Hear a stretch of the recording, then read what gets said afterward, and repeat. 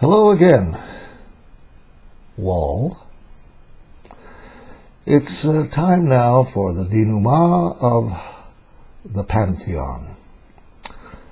This will be a rather long goodbye, but don't utterly despair, viewer. It will be cast in two parts, and although each part will be a bit long and perhaps a trial, and much so as the others probably have been. But if we have captured what the others have been saying,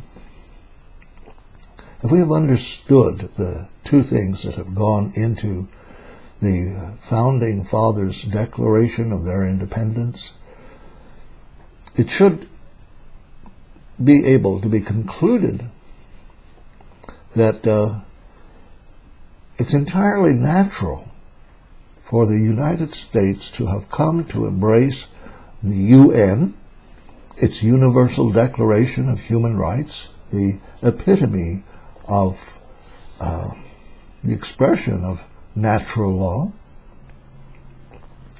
and because of which it entirely opposes the Bible.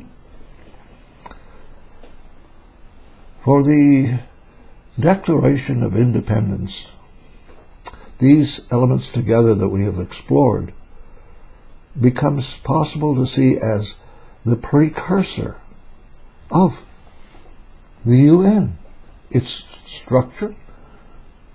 For we have a federal government and states under its power, though at the beginning and for quite a time along the way, and still to some extent, the states are able to declare their capacity to overrule executive orders, as we put it, the breakings of the Constitution, etc., etc. But as time has moved on, that capacity has had to be erased, just as the supposed capacity of the sovereign nations, which have been called to hand over a bit of their sovereignty so that a supranational, how shall we say, supra-sovereign world government can exercise its given to exist power. Okay. This calls us to remember, I should hope, that this is no quote-unquote show. It's truth that's geared to reach those that remain on the planet, if only. Where Wells's The War of the Worlds is, in truth, the world of the wars, which is to say, where the truth has been made fiction, and fiction the truth. Where entertainment is all, and the king is imagination. Hello out there, Wall. I'm back, and bearing facts with teeth and reality for whoever's left out there to chew on them.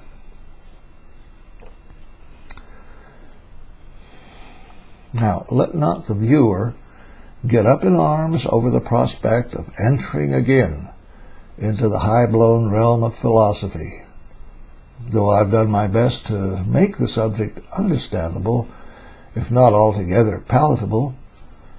To return to the subject, we've passed through realizing that what Plato only intimated, Ammonius drew out, so that through Plotinus, its systematization allowed its full potential to be let loose into the world as a formal philosophical world view.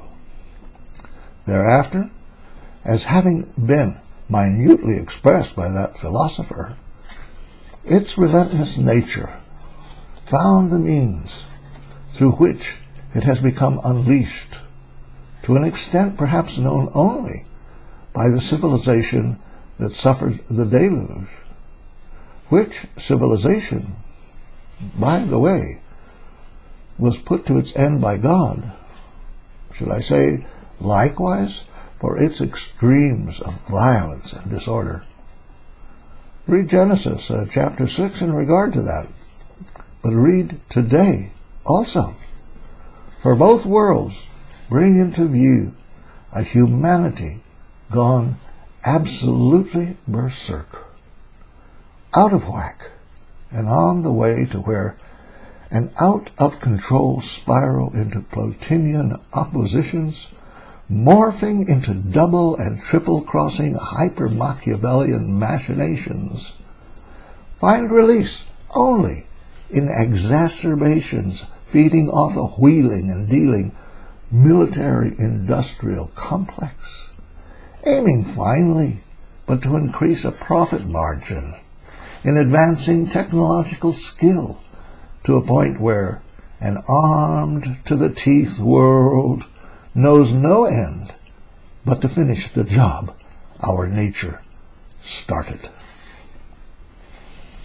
What becomes transparent is that following Plotinus's tremendous output, through the complete power the now full-blown Platonic idea was able to exert over men's minds, it became perhaps the prime ingredient that both underlay as well as it offers a positive explanation concerning the otherwise inexplicable trail of breakdowns of order that define modern history in regard to man. That trail was born anew in America when hopes of having broken away from an old world of intrigue, revolution, and finally a Christianity having become smothered, and I say smothered also with this new religion that was coming into place, that was smothering the expression of biblical doctrine. While those who broke away nevertheless were to be dashed, their hopes dashed, when a new world's pioneers, in having, unbeknownst to them, brought with them these same emblems of previous despair, and they began a new journey into the intricacies of the chain. This came to pass when America's founders, so-called Puritans, mind you, but Puritan dons, who had previously at Cambridge and Oxford steeped themselves in an educational formula that included, along with Christ, or supposed Christ really, as we have learned, a preference for studying the writings of the ancient Greek and Roman world, whereupon they imbibed a somewhat expansive host of classical authors, poets, and philosophers. Once more, I realize very well, my having said such a thing will elicit, "What? Now you want everybody to return to the Dark Ages with you?"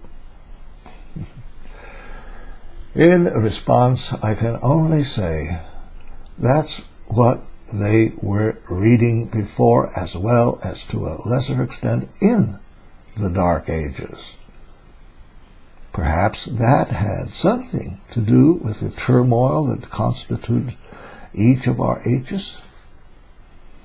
At any rate, much against Christ's admonition to his followers to, quote, beware of philosophy, end quote, and the, quote, rudiments of the world, end quote. Recall, if you will, the letter to the Colossians, chapter 2, verses 8 through 10.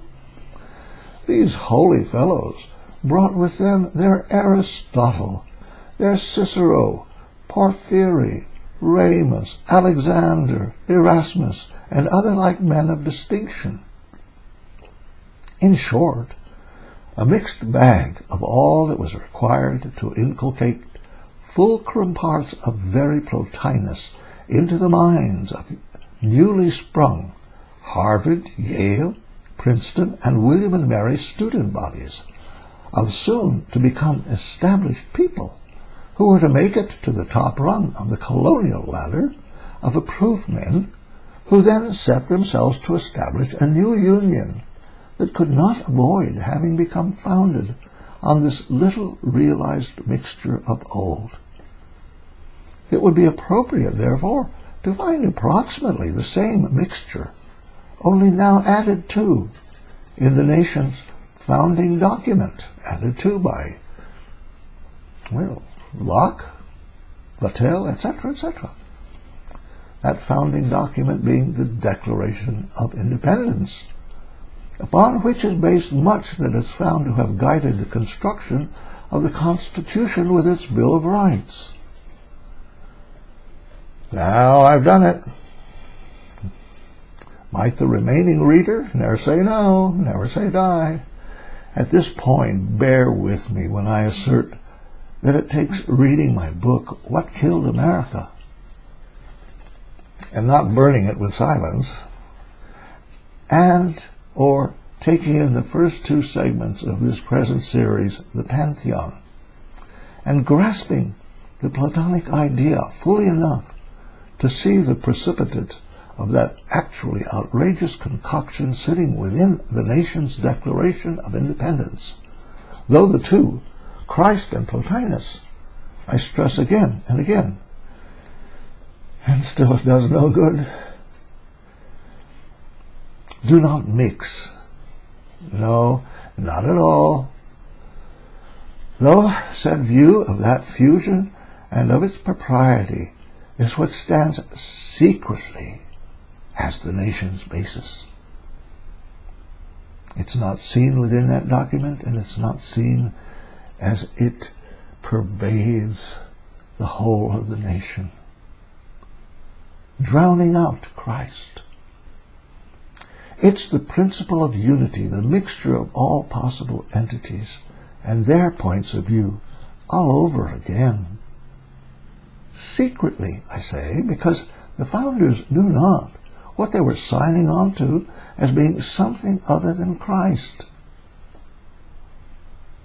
Well, some realized something about that, but not enough. The deists who arranged the deal realized Christ in the way that Buddhists and the long list of seemingly tolerance-oriented religions would agree with. They were of that mold. No matter what I have shown to be the admittedly hard-to-take truth, undoubtedly the nation's stalwarts will adamantly cry out, "Not so! The vast majority of the nation's fathers were deeply Christian. Their writings attest to this, their letters. They abided long and suffered greatly over the British King's grave injustices, which were gross to an extent that finally warranted no other decision but to revolt." End quote. Well, not all of this is true. I'll here reserve the forward part of what I mean for later, and focus presently on the last part, that their suffering warranted no other decision but to revolt. On the way to supplying an answer as to what I mean by that, let something be understood immediately, or else I will be suspected, at best light, of betraying America. The get out the gallows stuff. Please understand that in deepest truth, I not only have no wish to offend our patriotic citizenry, but that I care for the people and land I was born and raised in, that I want it to prosper, though not as what I had discovered it to be, not with 50 or 60 million infants put to the fires of a totally corrupt nation's lusts. No, not that nation that it has come to be, nor the nation that I'm showing brought it to something like that. I mean, these are the reasons I'm putting out a book, after all, and putting out videos. because I care. I know they, quote unquote, who have done and are doing us in also care. As to they, might they not have been every one of us who signed on to things that we might not have realized have done our nation in? In light of that, allow me to ask, have I, from the position of tenure and hatred that exists in just about all the nations alleged to exist, higher institutions of learning, that feel secure by now in hiring terrorists to push their goals now peacefully? Have I looked forward with glee over the coming demise of the old order? Have I over the years watched with delight the surreptitious undermining of that order that's incorporated in the decades-old secret plan of eliminating the sovereign status of the nation through the, quote, progressive, end quote, system of educating away the human conscience, through which the destruction of the family and the institution of aberrations unending in that name have come to be the norm? Have I watched with euphoria the multilateral treaties, the formation of actual NGOs, the likes of the Council on Foreign Relations, the Fed, and all the rest of the multifarious and malignant tumors like the so-called amnesty program, and refusal to enforce the immigration laws that were applied for the purpose of effectively eliminating the nation's borders as central to getting the global economic political system going, while it destroyed everything I knew that was my nation?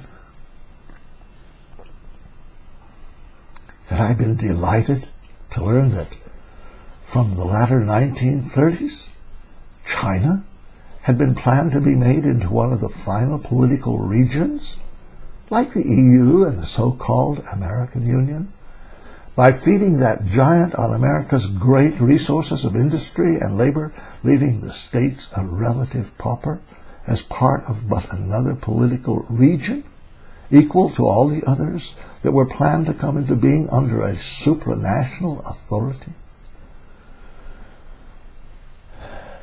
Had I watched with abandoned joy the inch-by-inch reducing of America's borders to fit into the New World Order arrangement by which the states becomes just one of the members of a regional satrapy called the AU? Had I rejoiced to learn about the, quote, democracy formation, end quote, that was akin to that global plan to morph sovereign nationhood into the subservient satrapies that wallow in the shadow of the giant throne of world rulership that a so-called elite sought to reign upon? Again, am I with the conspirators who brought in one after another of their kind to inhabit the office of the president and all its subsidiary appendages in order to complete the job? Let it be known that in all these instances of betrayal, I have agonized over the loss that I have been forced to witness over the years. Finally, had I at all wished to realize what I could not avoid learning about America's founding documents?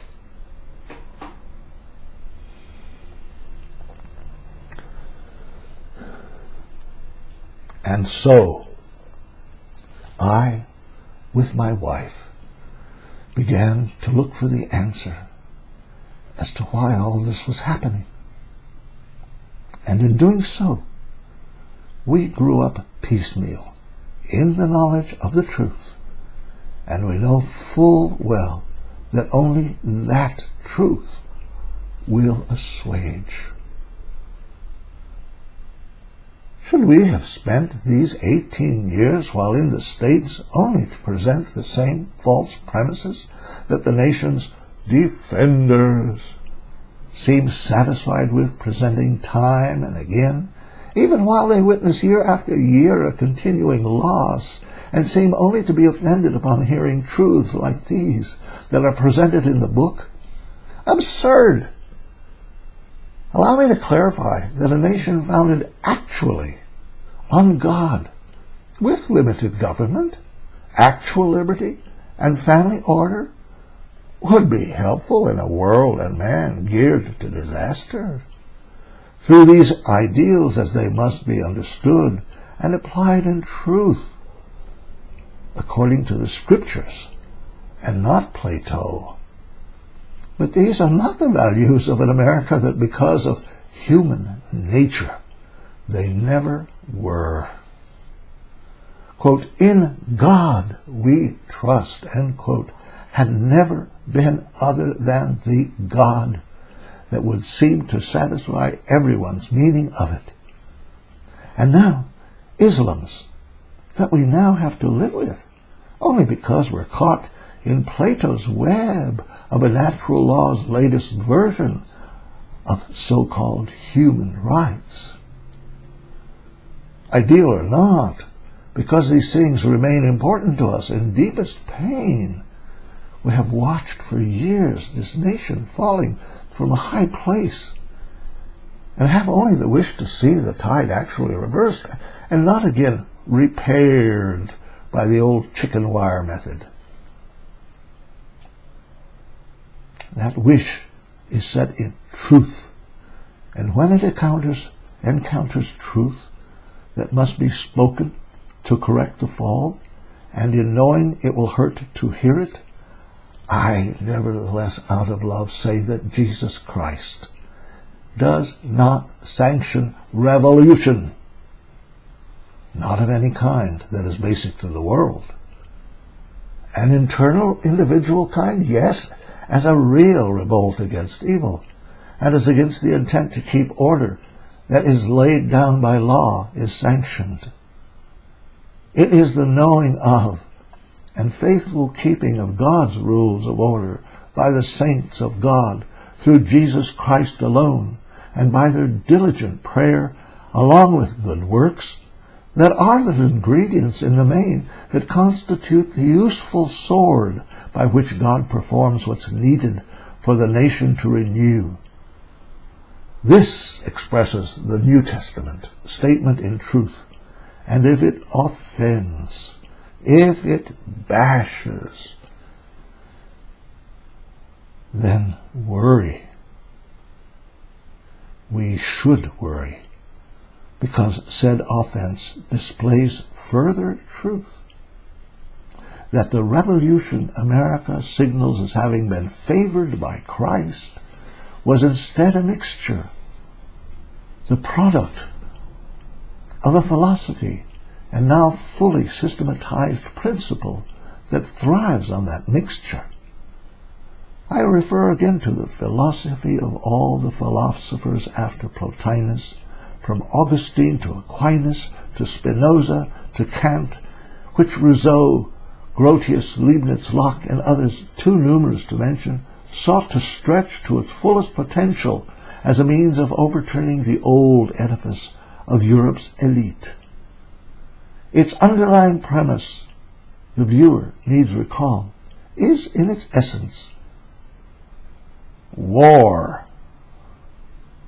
Recall me indicating earlier that each time the glue of its oppositions became too much to bear, a deeper portion of the chain was reverted to as its form of resolving the problem, as when the Enlightenment was born.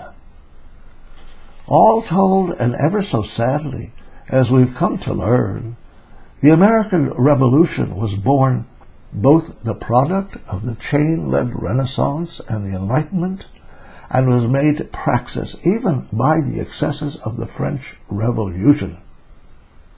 One must not therefore enlist Christ as supportive of these movements. One must acknowledge rather their support had been the Neoplatonic idea I've been alluding to, the idea of the good, expressed as the great chain of being, as it reigned through the ideas of men who longed for a return to the glory days of Greece and Rome, who were not averse to using Christ's name to support their cause. Christ does not sit in agreement with these who warred for their unjust ends. Many are those who say Christ's role was to lead a revolution to overturn the evil world. Not so, not at all so. Other than being God's tough love graciousness he allotted to Adam for what he did, that offered a way out of the death he ate, the world was set according to the nature of the evil it was founded upon, mirrored in the idea of the good, of the chain of being, to rebel against all that is order in Jesus Christ.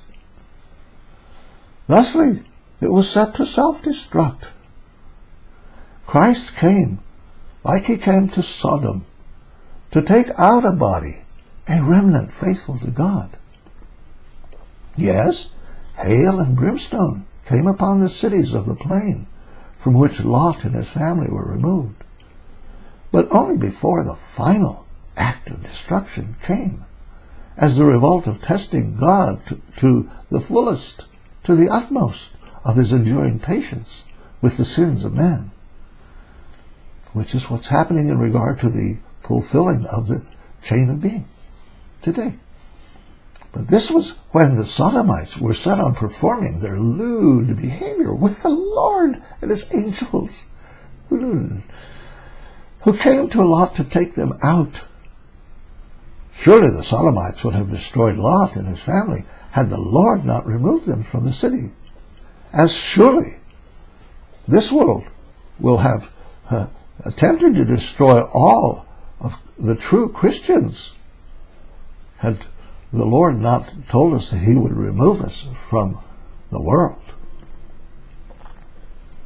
Likewise, as I say, in the days to come, as prophesied in the Apocalypse of John, chapter 16, hail and brimstone will rain upon the cities of the world plain for the same reasons, and their sequent towers of injustice, shrouds draped over the truths, which will bring upon them God's wrath for having profusely shed the blood of Christ's body on earth, and for planning to finish the job of destroying the remnant of his faithful members, including the Jewish remnant in the land he gave to them.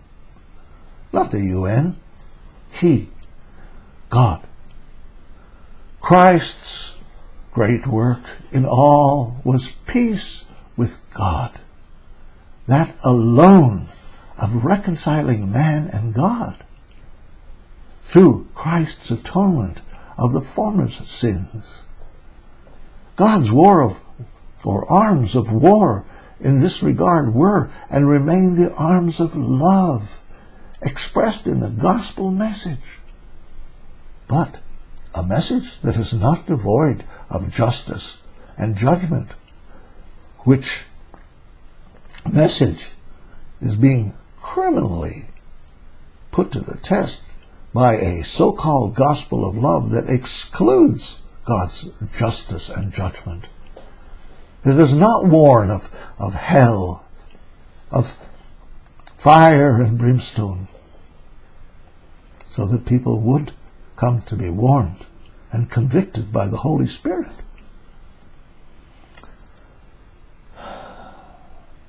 I'm talking about God's message of love that has announced that true peace that is born out of speaking the truth in love. In consequence of these facts, we see that it had been the Greek and Roman world, with all its oppositions to the real Christ, to which the nation had in truth committed itself, and so to which it has, in perfect evidence of that truth, placed itself in these last days. The disasters we face today came of nothing but one incremental effect after another of the basic premise we as a nation, according to our beliefs, had laid down in our founding documents, the Declaration of Independence and the Bill of Rights. They seem to this world and this mind today so steeped in natural law, the natural law that is the law of the chain of being. It seems so natural.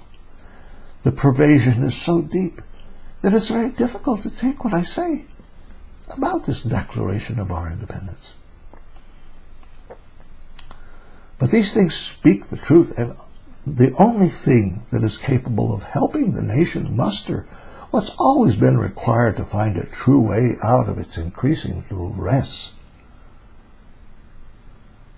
Let's see that this is so by now connecting the dots further concerning what I have revealed about the Western world's pride and joy, so-called natural law, and further knowledge pertaining to its connection to the great chain of being.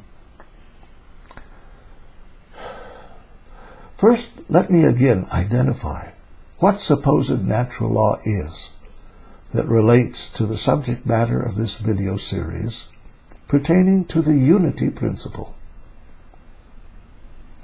While there are, as an explanation offered by some, numerous ideas about the alleged natural law, there are those ideas. For example, many people tend to want to restrict its meaning in the Declaration of Independence, as if they could restrict so powerful an idea, but restrict its meaning to supposed laws that govern nature, like the laws pertaining to gravity, motion, light, etc., though they exclude two of the most fundamental laws because of their conflict with the hypothesis of evolution, which we have swallowed hook, line, and sinker as whole truth, because of our first having swallowed the idea of the good, through its attendant representative in so-called natural law, as we have now come to realize its true sense and meaning. Those two laws are the first and second laws of thermodynamics, which I have spoken about earlier. However, by now we have come to realize that the so-called laws of nature that are described in the same declaration pertain solidly to the actually infinitely broad heading of life, liberty, and the pursuit of happiness. Much like the meaning behind so-called liberal and the so-called conservative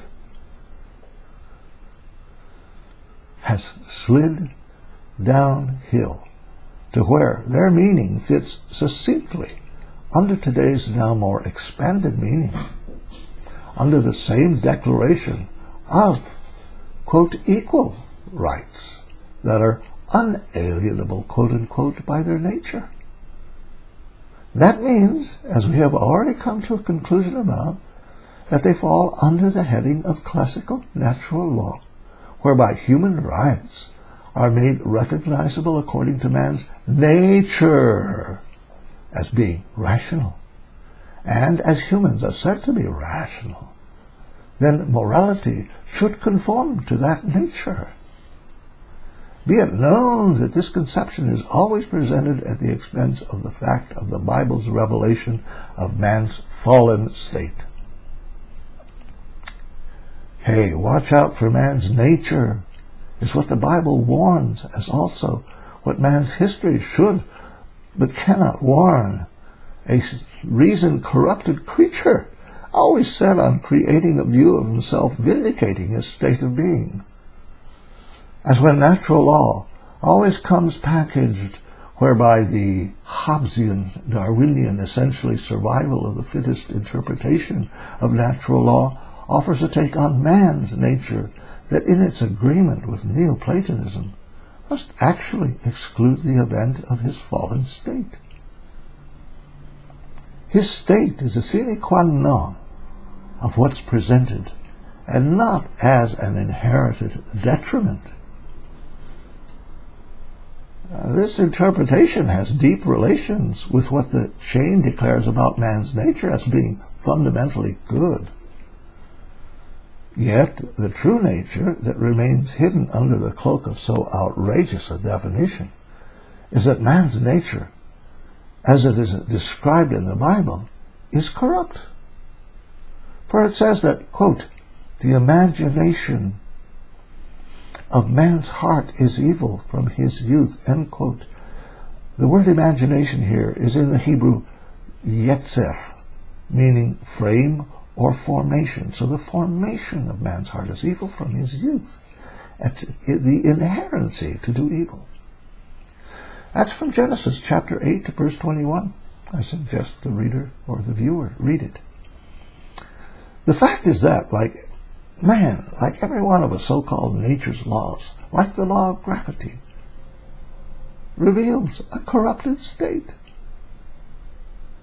which revelation should have warned man about conceiving of and instituting so-called laws of nature pertaining to man's inalienable rights.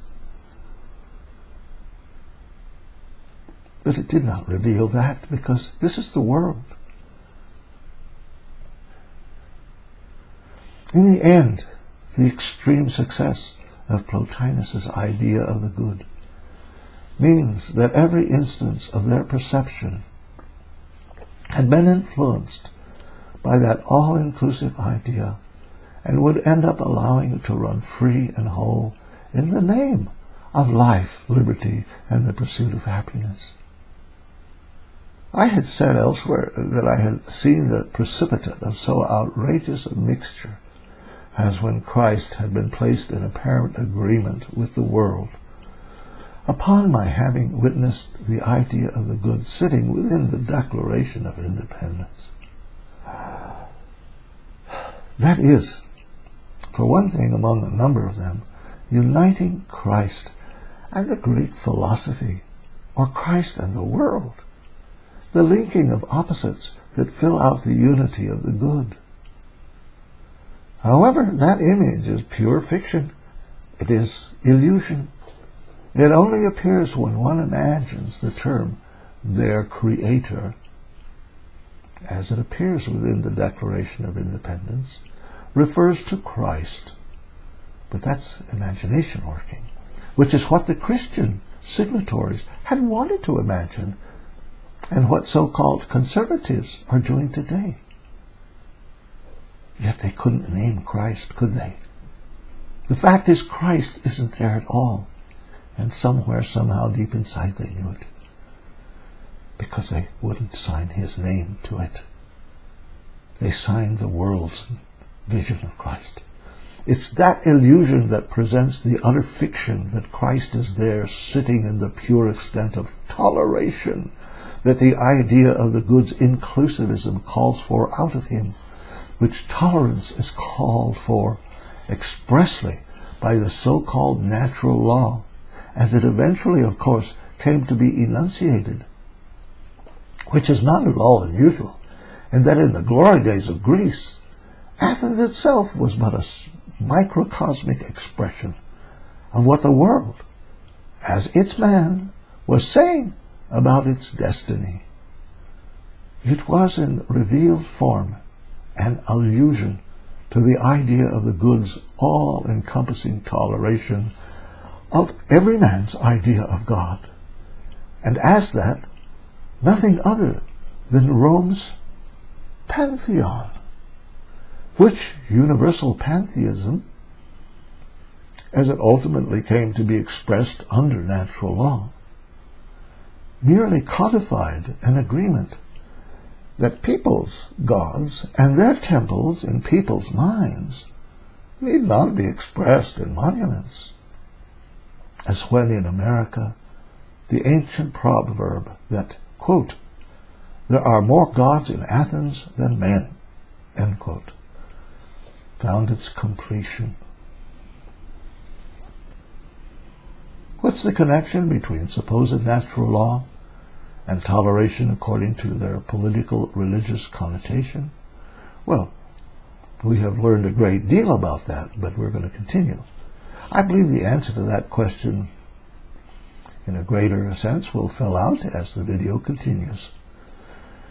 What I see at the moment is far more than the standard concept of toleration as it has been applied mostly to religion.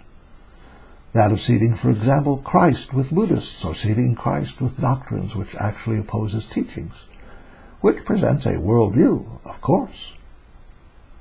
However, there is that same essential Weltanschauung, which they say, which extends into the political-economic arena, which itself, because of how its sense of governance is controlled by moral perception, as it has been loosed from its foundation in true or exclusive Christ.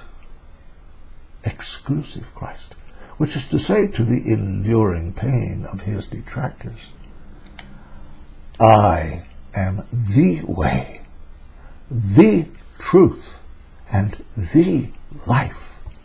No one comes unto the Father but by me. Boy, talk about inserting a gap in the chain. Paul's discovery in Athens of an altar to the, quote, unknown God, end quote, was providential in a city-state in which the only God that remained unknown was not by accident, which Paul, to his disappointment, found out that day.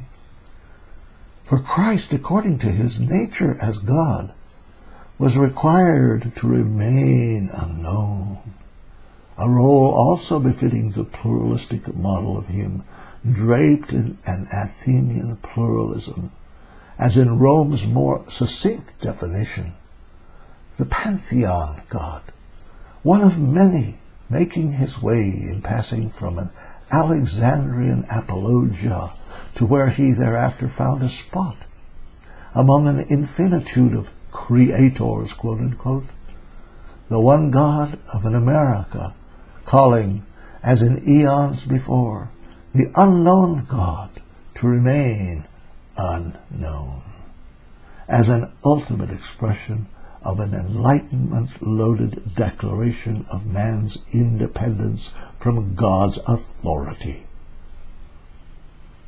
For Christ, in truth, meant the elimination of the very nature of ancient Athens, of Rome, and finally, in the very nation upon which the world federalists realized the UN should come to be modeled, America, where its founding fathers knew the gospel itself would be anathema to its whole meaning. Otherwise, he would have been named in the founding document. For the same is being said concerning natural law in terms of the nature of the founding document of the United States, where that declaration turns out to be a perfect repository for the idea of the good and the natural law that's used to fill out its wholeness via the decree that we tolerate all possible entities, ergo, their points of view, and dare not even mention the name of Christ for its potential of causing dissension in the land where toleration's model of him and every possible God reigns. What that meant then, it means today, or that law must incorporate the demands of human nature, though God's laws had been in contention against. Thus, that nature's demand, which is disorderly or in opposition to limits, accordingly incorporates a constancy of change, the purpose of which is to extend into every sphere of human behavior and activity. This includes behavior such as even murder, which issue I've examined in my book, What Killed America, and in the previous videos entitled Desecration. Recall Plotinus in regard to this, if you will, and be instructed. this grand total of an extension becomes absurd. I mean, when it becomes a matter of forcing behavior that extends into what light bulbs and what commodes are to be used, we see behind so overwhelmingly comprehensive a sense of law a moral precept that suits said view of governance. That precept is underneath all its headings. Disorder. Disorder. It, through the actual irrationality that men, governed by the idea of the good, conceive of as divine reason, whether as God within or as something given, views the laws of Moses and of Christ as impediments to man's nature, under which laws human rights had become restrained. In having become liberated, of course, in stages deemed appropriate to the always necessarily changing view of morality, through having expelled exclusive Christ, these rights, according to the view and gained power of certain individuals, who have always been extreme examples of service to that very human nature and the idea of the good, it ultimately drives and is driven by, have become able to be enforced through law, which I have defined elsewhere as lawlessness. This describes so-called natural law in its truest sense, which also ties it to the idea of the good, as I hope by now we've come to agree are bound together. Hence we find an increasing relationship between an alleged natural law and the burgeoning concept of equal rights, which, by the way, does pretend to seek Christ with doctrines which actually oppose his teachings. Here's but two examples out of a burgeoning household of them. Jesus says through Paul that lesbianism and homosexuality constitute, quote, vile affections, end quote, that are, quote, against nature, end quote. The law in Moses calls this type of sin, as it does others, abomination, end quote. That's in the letter to Romans chapter 1, verses 26 to 28, and the law in Leviticus chapter 18, verse 22. As therefore abomination and as punishable by death, which death, no matter what man tries toward eliminating it, is described as the second death in the Bible, whereby each and every sinner whose sin had not been atoned for by Christ must meet up with eventually in an eternal state in the actually existing lake of fire, which end God desires that no one opt for, but which fiery option is now made all the more difficult to avoid. For meanwhile, under the concept of human rights, as based now in an alleged natural law, the nation's people are now commanded to accept said sin as lawful, with failure to do so as punishable under so-called law. Here's another example. According to the law in Exodus, chapter 21, verses 22 through 24, so-called abortion must be construed as constituting murder, and is punishable by the same death penalty as I just finished listing that's described in the Bible. However, the time had arrived in the nation's arrival to today when under every man's absolutely arbitrary and even momentary sense of what's right and what's wrong, under a state of his or her nature's rulership long after the conscience had been eliminated as a bar to it and any opposition to its rule, we find the nation befuddled and under siege and without a means of self-protection, because its sense of natural rights under its endlessly expanding so-called natural law delimits all opposition to our very agreement to protect abortion under law as based on the nation's founding documents. And the fact is, anyone who claims otherwise hasn't grasped the underlying meaning pertaining to the so-called laws of nature and of nature's God, as we find them declared and given ultimate support in the Declaration of Independence, which nature and its God had always been a veiled reference to the nature of the world and its man, that had come to be governed by its chief warden, Satan, who always wanted to be worshipped. Very well, it is because so-called natural law is framed under Christ, as having derived from and as being connected to him, which connection is implied in the Declaration of Independence, that the idea of the good is represented therein.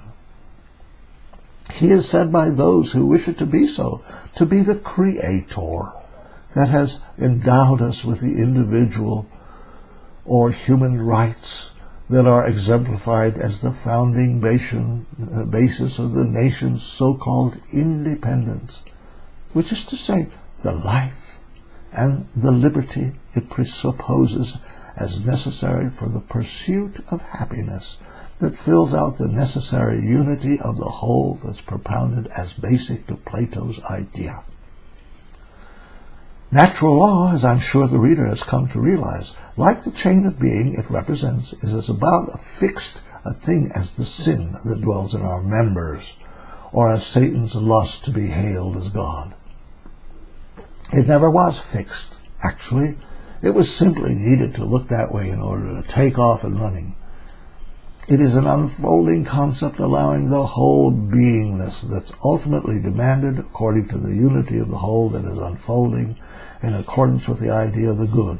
Or, if one wished to jump ahead in what my book teaches, the concept of evolution that the world is now floundering under. This represents a crucial way natural law is based in political, religious toleration. Okay, shall we get on with it? Thus, to present an exclusive Christ begins to look entirely un-American. It's intolerant, we say. It says, no other God. Its gospel means no other God, nor view of him that does not require salvation through him alone. It's unalterably opposed to Deepak Chopra's Christ, who sits there in absolute agreement with the world and against true Christ, according to the underlying criteria of the idea of the good, which, as I repeat, is represented initially by the term the laws of nature, when that nature's God is declared to be the nation's creator, through which story the Genesis account of man's fall and God's resultant recreation of the world to mirror man's fallen state is given a veritable snow job. Of course, so has mankind's, quote, original or natural condition, end quote, been redone to offer an appearance that whatever man deduces has to be good under God's alleged tutoring in accordance with natural law, instead of what the Bible actually reveals about man's state of subjection to sin and error. Indeed, his predetermined incapacity to do right except by clinging to the real God in real time. But how is that possible, when the only thing that's self-evident to mankind according to his nature is that good and evil equates to a good, which is to say that evil is good? Consequently, the evolution hypothesis pertaining to natural selection justifies the same world the Bible declares is a, quote, present evil world, end quote. As natural law has replaced the laws of Moses as being the definitive measure of authority, then ultimately all man's laws must be grasped as supporting the conclusion that what the law of God calls evil must be considered open to an individual's examination, which investigation must lead to the conclusion that it serves a purpose, and consequently it must be considered good, which reflects the proposition that all that is evil is good, whereas the only true evil will be what excludes that concept of wholeness. That is, everything that is and or reflects the true God, the God of the Bible and Father of Jesus Christ, Christ, the believer in true Christ, the whole Word of God, and very order itself, which is declared in all of God's laws. Much more is able to be said. In fact, a book could and should be written to thoroughly unmask the deceitful of so-called natural law. Let me close this segment by stating that it's the, quote, self-evident, end quote, nature of the truths that are presented in the form of the inalienable rights that are enlisted as arising out of a whole body of said rights as being life, liberty, and the pursuit of happiness that ought to be questioned. For though the Mosaic law indeed avows a said right to life upon its declaration, thou shalt not kill, nevertheless the liberty that's expressed is in conjunction with the maintenance of slavery, which sad state of affairs God's people are not to war against, just as they are not to war against Caesar, but to concern themselves with the greater purpose of converting one and all to Christ, in order that our mere 70 of servitude on earth might find a better afterlife than what would otherwise have been the case.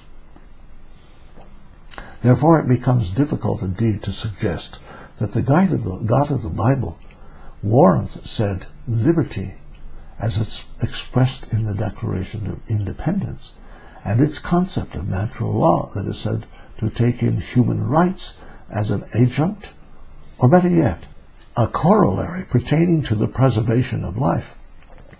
But not at all difficult to see natural law, indeed the whole document pertaining to God and rights, in deepest possible union with the idea of the good, or shall I say, with the world's and man's nature. What's revealed, therefore, is that a deepest possible dichotomy exists between it and the laws of God. The upshot to all of this?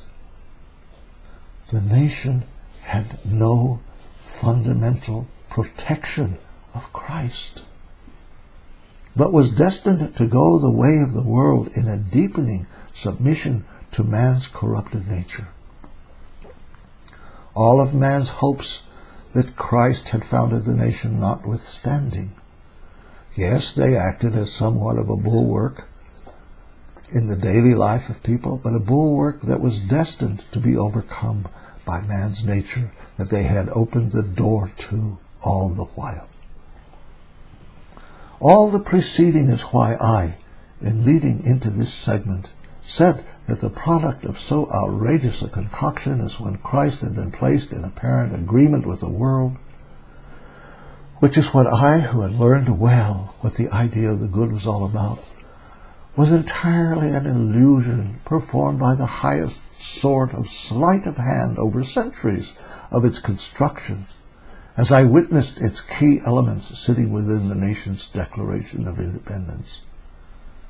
What a revelation! Immediately, I grasped what was the real source of America's troubles. Because the two, Christ and the world, as I know, I repeat again and again, they do not mix. No, not at all.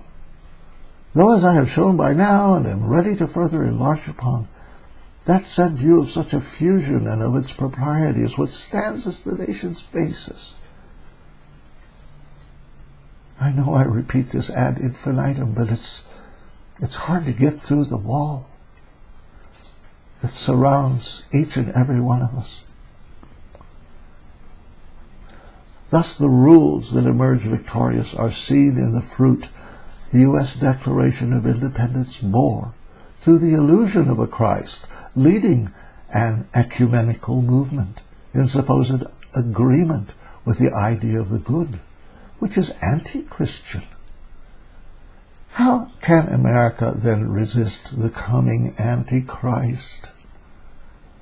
Because that idea is there sitting dressed in some of its familiar clothing, within the same document, Our founders, probably not having even been aware of the fact they were seating Christ with Plato, placed the nation's declaration of its independence in creeping servitude to the rules which compromised the same old path called good and evil, upon which the world had trodden from day one of its fallen nature.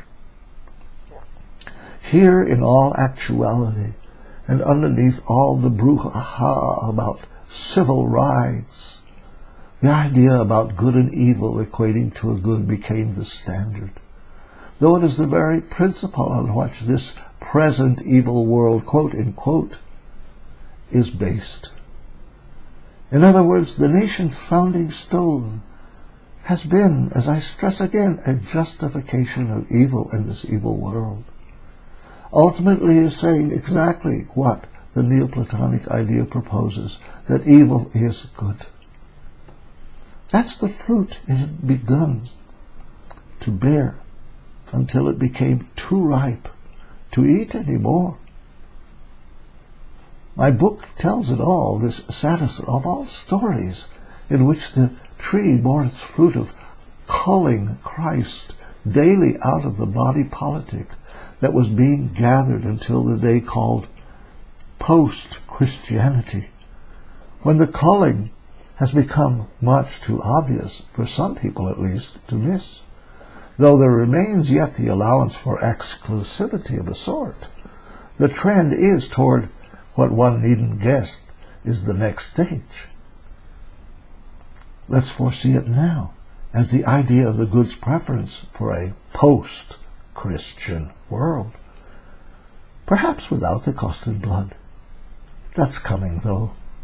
It's woven into the chain's meaning about a perfection of opposition. This will be explained. Fruit.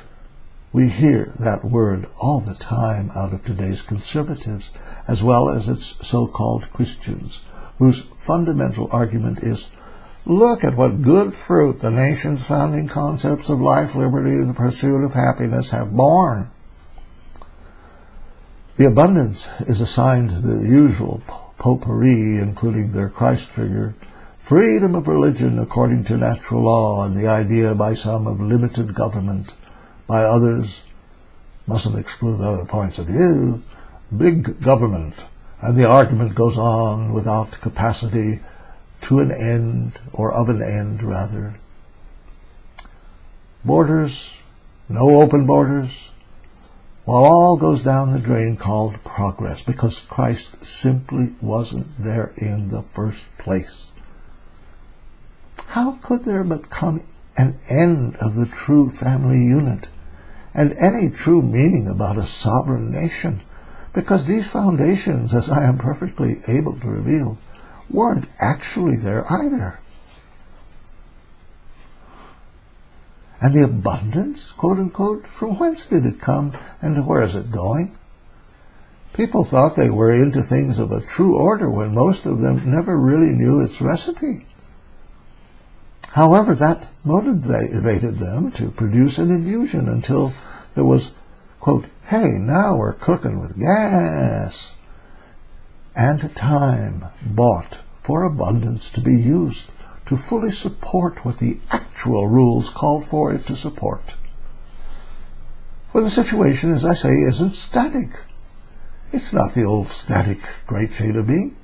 It's the new one that was unleashed finally. It came to be used to equalize the nations under natural law's latest attempt at international jurisprudence and the acquisitive supranational power that's become the result. Let's do look at results, and not superficial come-ons that are actually only exclaiming the increasing present-day conservative support for all these developments. After all, they also are the products of the actual meaning behind the concepts that are situated in the nation's declaration of its independence. But it's only from Christ they're declaring their true independence. This, again, is because ideas tend to rule in the minds of men and women. This is tragic because of what just could not but lead to, though hidden beginning, is seen by the experienced eye to have become the course the nation would take through its founding document, having placed Christ where any unredacted knowledge of his word would show he would not go. However, the majority of the fathers, though they on the one hand posited Christ, they on the other hand revealed the worst kind of ignorance of who he is. Because of the rules they were in all actuality bound to. Thus they sought to place him in the same mental environment of compromise they were into, when through negotiation they created an inclusive creature by that name, Christ, who they stripped of any doctrinal stance that would disagree with the all-inclusive equality of being and resultant dialectical progress the Neoplatonic idea thrives on, which main attribute is a call for elimination of immutability. In all actuality, they submitted themselves and their so-called faith, not to Christ, but to the Enlightenment whims of a man like Thomas Jefferson, whose deism, along with his resultant disdain for all but the smallest portion of the New Testament as a, quote, end quote, dunghill, left him with a Bible composed of but 46 tightly written minuscule pages of what he estimated to be right about Christ. By the way, this statement about the dunghill, well, that's from John K. Kaminsky, who was the editor of the quotable Jefferson, Princeton University Press, 2006, pages 366 to 367. So the faith of the believers allowed his to fit into a whole, given the application or appellation, their creator, quote unquote, which could only fit into his deist definition of God, or into the pagan world's view of him as being, like its Buddha, only a wise and tolerant teacher. Thus they all signed on to his creator, or else, as perfect ecumenists, they silently held to their own definition, which is the rule placed down by the idea of the good, if not to say as well by the modern ecumenical movement, in spoiling cusp Christians in transition, whose desire for something proffered, such as a nation and righting a wrong et al., calls for out of them. Exercise caution, it says, Political correctness, should they really seek to attain the goal and not break up the appearance of the toleration the pluralism of the chain calls for.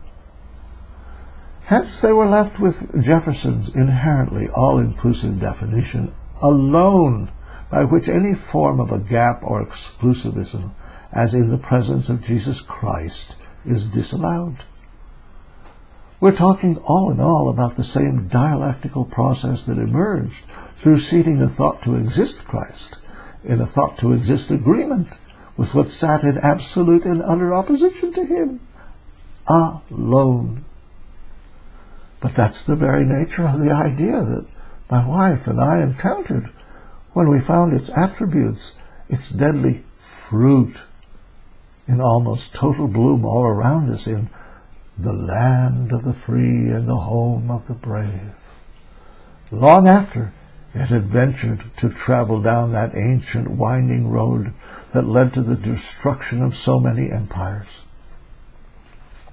However, it was not terribly long after we had returned to the States at the beginning of 2001, when after our eyes had begun to shed the blinders we had placed on them in hopes of encountering a better story than what America's actual treatment of tiny little Israel had suggested, but which we had not wanted to believe, that we began the lengthy and painful process of beginning to understand how it was possible the same country could be putting the screws to the Israel we loved, a kind of screws that was designed to bring them to become so weak and deluded as to eventually agree to worship their creator, the Antichrist. Like I suggested earlier, this is not to say that we didn't suffer greatly over what we were being led to discover about the beloved country of my birth, America. Think upon all this according even to the innocuous phrase, Christian humanism. It contains the very nature of the idea of the good in the concept of fusion of opposites it seeks to present. It, like the education formula that had been well on its way toward arriving to where all that needed to be taught at Oxford and Cambridge to inculcate the idea of the good, brings into view once again America's founding. I refer to what certain Englishmen, the Mathers, or Mathers if you want, brought to our shores, who by absenting certain knowledge, which Jesus referred to as the rudiments of the world, would seem to have glorified God according to a real faith in Jesus Christ. However, what they dragged in from Christian humanism's corner over at Oxford and Cambridge, and what they thereafter bequeathed to their progeny, whose signatures are affixed to Jefferson's Declaration, would have excused their having signed that document under any other designation than Christian. No true or aware Christian would have allowed the terms their creator or the God of nature, as they appear in that document, to be perceived as having any relation to the Jesus Christ of the Bible, and therefore would not have affixed their signature to it. Factors such as these combined to foist upon a new nation a viewed as existing creator that seemed also to fill the role demanded of a God who could countenance himself being placed in league, and as its father, mind you, with so-called natural law, or in rural terms with the idea of the good. Down the long and tortuous road from that act of blasphemous union, I wouldn't be surprised to find myself up in arms over the development I see, and am attempting to import to whoever out there will listen of an unfolding idea of the good in the pretense of so-called natural law, which took the nation of my birth ultimately to that stage of a plenitude that began to be expressed by acceptance of freakish notions such as abortion. Or how about the perverse perspective concerning liberty that also takes in homosexuality as a natural right? Yes, it is, according to an evil world, man, and devil. But to add Christ's name to that? Come on. Let's go out and buy that old Brooklyn Bridge. Lost is the awareness that these perverse notions about what constitutes rights are absolute monograms of Plato's Timaeus' statement about what it is that is called, quote, always becoming and never is, end quote, or is, quote, always in process of becoming and perishing and never really is, end quote. For once, Plato had it right. The world of becoming we're sliding down the slippery slope of has no borders, no way of halting the unique progress of disorder that it embraces, which finds us quickly into the next step, where homosexual marriage comes into view now as progress, in line with the idea we've swallowed about wholeness, about fulfilling the whole possible meaning of marriage. So yes, I do get up in arms and legs if possible over this, because what's being fulfilled is the whole range, and further still, of incredible and destructive behaviors that are emerging that Freud played a tremendous role in defining and causing the release of as acceptable, lest we continue to produce so-called neuroses and or psychoses, quote unquote. Hey, have your world. Just don't append Christ to it. That's what I'm saying. I think at this point we will break and come into a second sequence of this denouement. So we will see you then.